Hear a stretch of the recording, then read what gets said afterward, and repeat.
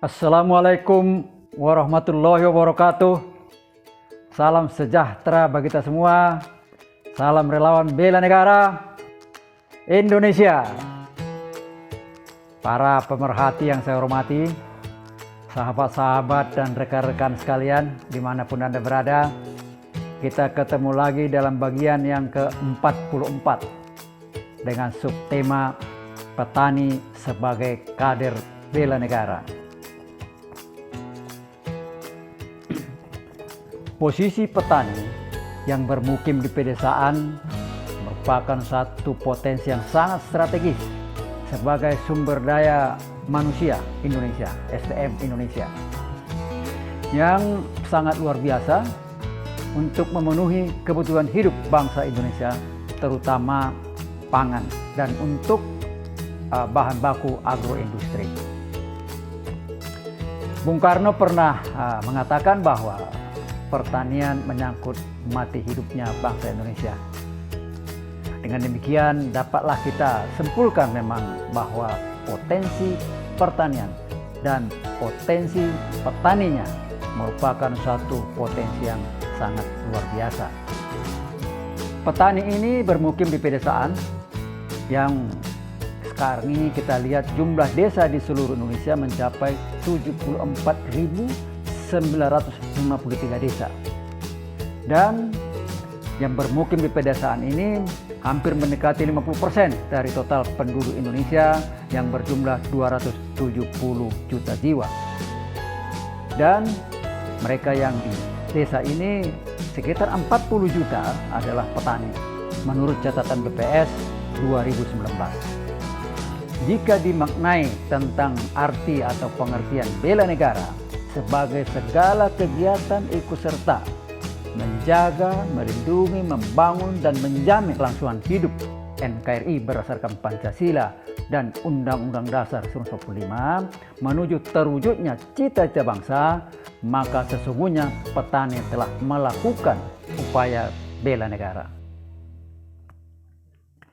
Petani telah melakukan kegiatan pertanian dengan tekun, sungguh-sungguh, tanpa mengenal lelah, tanpa mengenal waktu untuk menghasilkan berbagai komoditas pangan dan bahan industri, agroindustri. Petani telah melakukan kegiatan yang sangat mulia menyangkut masa kini dan masa depan, sehingga mereka layak disebut sebagai kader bela negara. Sesungguhnya mereka telah melakukan kegiatan upaya bela negara dalam bidang pertanian secara sungguh-sungguh. Para petani telah menghasilkan berbagai macam hasil komoditas termasuk dari biji-bijian seperti padi, jagung, kedelai, dan sebagainya. Dan juga tanaman-tanaman sayuran, buah-buahan, ternak ayam, sapi, dan sebagainya. Termasuk juga komoditas tanaman tahunan seperti karet, kelapa sawit, cengkeh, dan sebagainya. Produk-produk itu sangat-sangat penting bagi kita bangsa Indonesia untuk memenuhi kebutuhan pangan, kebutuhan sandang, kebutuhan papan, dan juga kebutuhan bahan baku agroindustri. Namun di balik itu banyak petani miskin di pedesaan yang perlu mendapat dukungan atau perhatian dari kita semua. Perlu dukungan agar mereka terbebas dari kemiskinan ini dan bisa menjadi masyarakat pedesaan yang makmur sejahtera.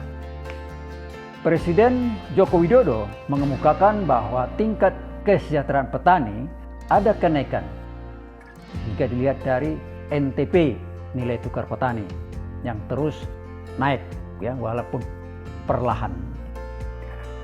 NTP pada Juni 2020 berada pada angka 99,60 secara konsisten meningkat hingga Desember tahun 2020 mencapai 103,25 dan bulan Juni 2021 mencapai 1003,59. Nah, pemerintah telah melakukan upaya untuk mempercepat pembangunan pedesaan ini, sudah membangun berbagai macam infrastruktur seperti transportasi jalan, kemudian bendungan, saluran irigasi, dan juga berbagai kebijakan yang sangat berdampak terhadap pengembangan atau peningkatan produksi, percepatan arus hasil pertanian ke konsumen di perkotaan, dan juga meningkatkan dinamika perekonomian di pedesaan. Kebijakan dalam pembangunan tahun 2020 untuk mewujudkan pertanian yang maju, mandiri, dan modern, pemerintah telah menetapkan 4 aspek yang mendapat prioritas sebagai program strategis. Pertama adalah peningkatan produksi dan produktivitas melalui gerakan nasional.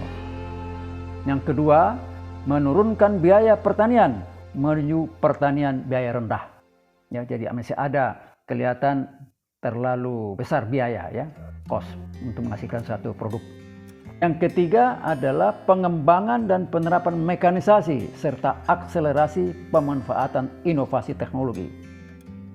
Kemudian yang keempat adalah ekspansi pertanian melalui perluasan pemanfaatan lahan atau ekstensifikasi, termasuk lahan rawa. Dalam kesempatan yang lain, Menteri Pertanian Syahrul Yassin Limpo mengungkapkan dalam Rapat Kerja Nasional Pembangunan Pertanian tahun 2020 yang lalu di Jakarta, mengatakan bahwa dibutuhkan lompatan yang cepat untuk melaksanakan kegiatan sehingga berdampak secara signifikan untuk peningkatan kesejahteraan petani. Era globalisasi akan menimbulkan persaingan dagang yang semakin ketat, sehingga perlu upaya peningkatan posisi tawar petani dalam perdagangan domestik dan luar negeri, termasuk mengantisipasi produk impor yang semakin membanjiri pasar domestik. Posisi tawar petani dimaksudkan agar petani memiliki kekuatan ikut serta menentukan harga jual produksi dalam perdagangan. Hingga saat ini posisi tawar petani masih lemah, terlebih-lebih pada musim panen. Petani tidak berdaya sehingga terpaksa menjual hasil produksi pada saat panen raya dengan harga mengikuti harga pasar yang biasanya anjlok atau menurun. Beberapa kelemahan petani antara lain adalah: pertama, kuantitas dan kualitas produksi belum optimal, masih perlu ditingkatkan, masih bisa ditingkatkan. Yang kedua, biaya produksi masih tinggi, bisa ditekan. Yang ketiga, penguasaan dan penerapan teknologi tepat guna masih rendah. Perlu ada upaya percepatan penguasaan dan penerapan teknologi. Kemudian yang keempat adalah tidak mempunyai kemampuan untuk menyimpan produksi. Apalagi yang mudah rusak Begitu saatnya panen itu harus segera dipanen dan dijual karena tidak ada kemampuan untuk menyimpan. Bisa rusak dalam waktu singkat. Kemudian yang kelima adalah petani ini menjual, membawa produksinya ke pasar sendiri-sendiri sehingga tidak ada kekuatan dalam posisi tawar. Untuk mengatasi kelemahan ini perlu ada satu intervensi, katakanlah keterlibatan pihak luar, baik pemerintah, akademisi, pengusaha maupun media. Kita kenal ada model pentahelix. Barangkali ini adalah salah satu model yang bisa dikembangkan agar petani ini tertolong dengan berbagai kelemahan yang mereka hadapi saat sekarang ini. Termasuk juga di dalamnya untuk menjelaskan, memberikan satu pemahaman ataupun menyampaikan analisa studi kelayakan daripada setiap usaha di pedesaan itu, sehingga mereka tahu persis apa yang menjadi kekuatan, kelemahan, dan bagaimana mekanisme pasar yang mereka harus lakukan. Dengan tentu studi kelayakan ini menyangkut layak teknis, layak ekonomi, dan layak sosial, sehingga posisi tawar petani ini bisa meningkat. Posisi tawar petani ini akan bisa meningkat cepat apabila ada dukungan kebijakan. Antara yang pertama adalah menjadikan sistem agribisnis menjadi pendekatan utama dalam pembangunan pertanian di pedesaan. Kemudian yang kedua adalah meningkatkan motivasi dan semangat semangat juang daripada petani ini untuk meningkatkan apa yang mereka sudah lakukan sekarang. Ya, tentu ini maksudnya adalah membangun karakter ya bela negara, ya, menginternalisasi nilai-nilai bela negara kepada setiap petani ini. Kemudian yang ketiga adalah memperkokoh kelompok usaha bersama atau KUB yang sekarang dikenal di masyarakat, agar mereka mempunyai posisi kekuatan. Ya, ibaratnya lidi kalau masing-masing ya pasti lemah. Kalau mereka bersatu pasti ada kekuatan. Nah, dan untuk itu perlu didesain suatu upaya agar mereka ini bisa bersatu dan mempunyai kemampuan yang lebih proporsional, sehingga bisa bekerja sama dengan lembaga ekonomi lainnya seperti badan usaha milik negara maupun badan usaha milik swasta lainnya. Ya, dengan harapan kelompok usaha bersama ini menjadi lebih kuat, proporsional dalam satu katakanlah lembaga badan usaha milik koperasi BUMK yang lebih profesional, sehingga ada suatu kesetaraan ya posisi daripada petani ini dengan pengusaha lainnya. Jadi 3 pilar ini sangat penting: badan usaha milik negara, badan usaha milik swasta, dan badan usaha milik koperasi, untuk bisa secara sinergi saling memperkuat dan saling mendapatkan keuntungan secara wajar. Agar bisa mendorong dinamika ya percepatan pertumbuhan perekonomian di daerah-daerah, pemerintah perlu mempercepat pengembangan pusat-pusat wilayah perkembangan ekonomi di daerah-daerah pedesaan ini, di daerah-daerah yang potensial dengan komoditas unggul yang ada di berbagai daerah.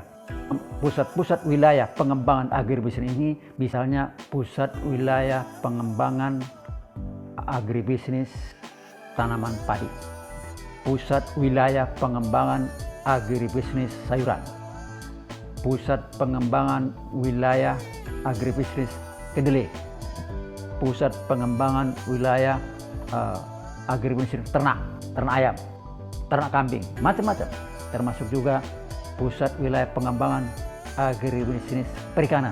Nah, ini perlu dimulai sebagai contoh-contoh di wilayah-wilayah yang dikelola secara profesional dengan dukungan itu tadi semua komponen ya, pengusaha, pemerintah, akademisi, dan juga media masuk bersama-sama masyarakat di situ, di pusat-pusat pengembangan itu, untuk memulai satu katakanlah percontohan, sehingga bisa masyarakat lainnya itu melihat ya, kader-kader bela negara petani ini bisa datang melihat dengan langsung ya apa yang dilakukan sesuai dengan minatnya, sesuai dengan potensi komoditas unggulan di daerahnya masing-masing. Kalau kita bisa sepakat bahwa desa ini adalah satu potensi yang luar biasa dan petani ini adalah kader-kader bela negara yang sudah melakukan kegiatan yang sangat luar biasa untuk menyiapkan, memenuhi kebutuhan hidup bangsa Indonesia ya, terutama ini di perkotaan ini, maka sangat wajarlah kalau masyarakat konsumen dari hasil-hasil pertanian ini ikut mendukung petani ini agar bisa lebih cepat sejahtera, bisa keluar daripada kemiskinan yang mereka alami di pedesaan. Caranya ya tidak sulit, mengutamakan produksi petani, gerakan ya, di samping ada gerakan petani maju ya, kemudian juga ada gerakan konsumen cinta kepada produksi hasil pertanian dalam negeri. Ini adalah suatu potensi yang dahsyat sekali yang bisa menggerakkan pertanian, menggerakkan sekaligus perekonomian di pedesaan. Dan ini sebagai suatu upaya untuk memperkokoh perekonomian kita di pedesaan ya, sekaligus juga untuk meningkatkan ketahanan pangan. Mari kita mulai secara bersama-sama memberi prioritas untuk membeli hasil produksi petani dalam memenuhi kebutuhan kita sehari-hari, baik itu untuk pangan, baik itu ya beberapa komoditas ya, termasuk biji-bijian, sup padi, kedelai dan sebagainya, sayuran, buah-buahan ya, hasil peternakan, hasil perikanan, hasil laut. Ini menjadi dukungan yang sangat besar untuk mendokrak, untuk mempercepat pembangunan kita di pedesaan ini. Karena pada dasarnya pedesaan inilah tulang punggung perekonomian rakyat kita. Karena di sini potensi sumber daya alam, di sini juga potensi sumber daya manusia SDM Indonesia yang setiap saat, setiap waktu melakukan yang terbaik, melakukan satu upaya untuk memenuhi kebutuhan kita sehari-hari. Demikianlah secara singkat apa yang bisa saya sampaikan tentang petani sebagai kader bela negara. Semoga bermanfaat. Terima kasih atas perhatiannya. Salam relawan bela negara Indonesia. Wassalamualaikum warahmatullahi wabarakatuh.